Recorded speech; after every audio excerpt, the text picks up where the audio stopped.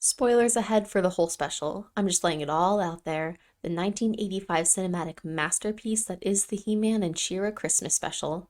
With the popularity of the new He-Man and She-Ra reboots, I think it's good to shed some light on how great the original series were too. When I found out that there was a He-Man and She-Ra Christmas special, I couldn't bring myself to wait until December to watch it.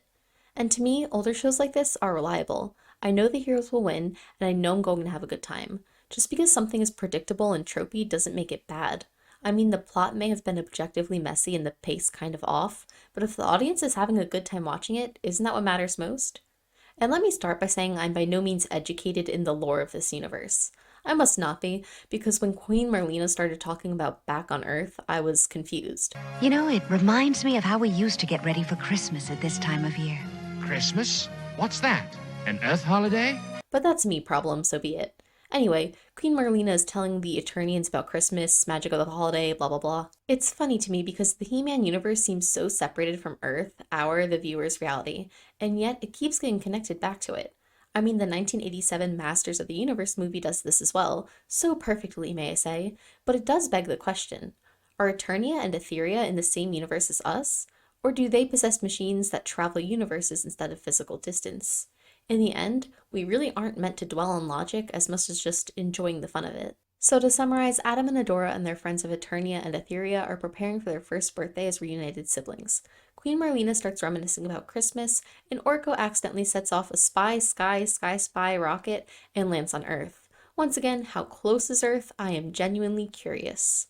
Two kids are lost in the snow while looking for a Christmas tree, and once they see this strange flying man with a rocket, they decide the best course of action is to educate him on Christmas origins and traditions.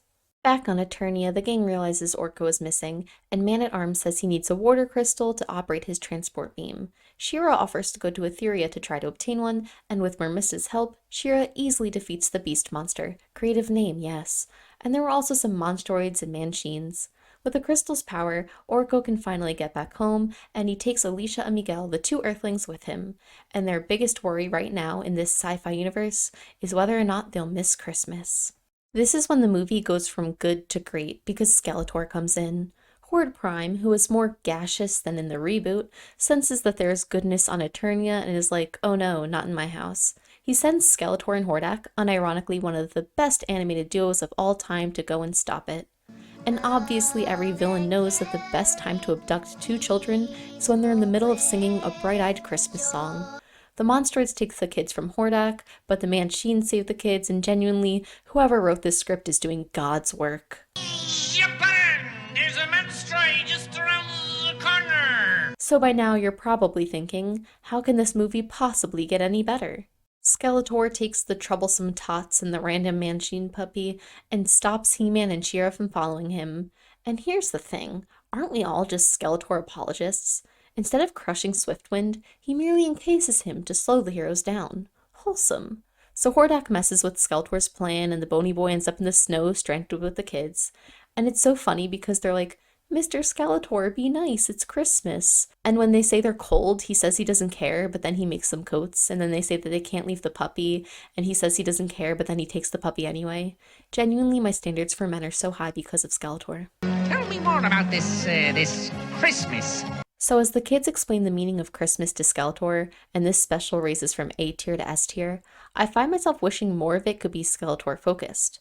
But I feel that can be said about any piece of media. So Skeletor gets the kids to Horde Prime, He-Man and She-Ra show up, and Hordak comes in on a flying scooter and pulls the classic, "Quit hitting yourself." Good aim! You hit yourself! Hordak and some robots fight She-Ra and He-Man, but as Horde Prime is about to murder the kids or whatever, take a guess who saves them. Go ahead. Guess. Guess who is touched by the power of niceness. Of course, we need to tie this special into Christmas. So we have our haha moment, presumably let Skeletor go, and then have our twins' birthday Christmas party combo. Alicia and Miguel go home, and their parents are like, get to bed, you scamps, you can tell us tomorrow where you've been for the past few days, haha, Merry Christmas. And then the kids fly to bed with their new Eternian tech. And then I absolutely lost my shit when Adam was sitting in the classic chair that tops off any good Christmas movie. And of course, Orko tells us our lesson, and roll credits. So again, why is this special so great? In a technical sense, these movies always delivered with their soundtracks. On top of He-Man and She-Ra's theme songs slapping immensely, the fun ways in which Christmas music was added in livened up the special. I even watched all the credits just to hear the song playing. The voice acting was either objectively good or so silly that it was good anyway. Oh, don't be sad, children. You'll be home soon. And until then, I'll make it seem like springtime. Like Alan Oppenheimer and George DeCenzo, Skeletor and Hordak respectively, set the standard for animated villains, in my opinion. Both do such an amazing job bringing these characters and their dynamic to life. And there were some points where the voice actors, even if it wasn't natural, tried so hard giving personality to their characters that I can only respect it. A Christmas tree! Until we got lost! I just have such fun watching He-Man and She-Ra, and I think it wouldn't be the same without the voice actors giving it their all. We've got them, Master. Good! Take us back to Etheria, Catra!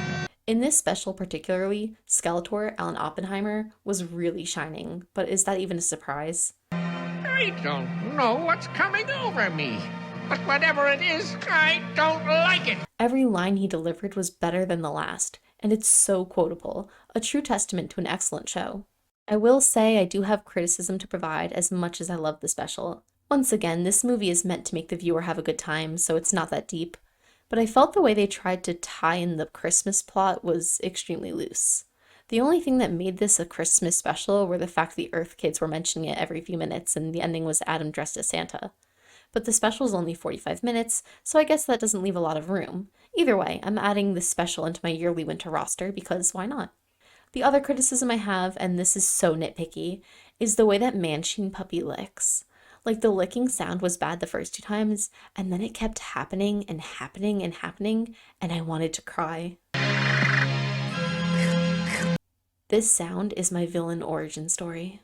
And of course, we can't talk about He-Man and She-Ra without talking about the fight scenes.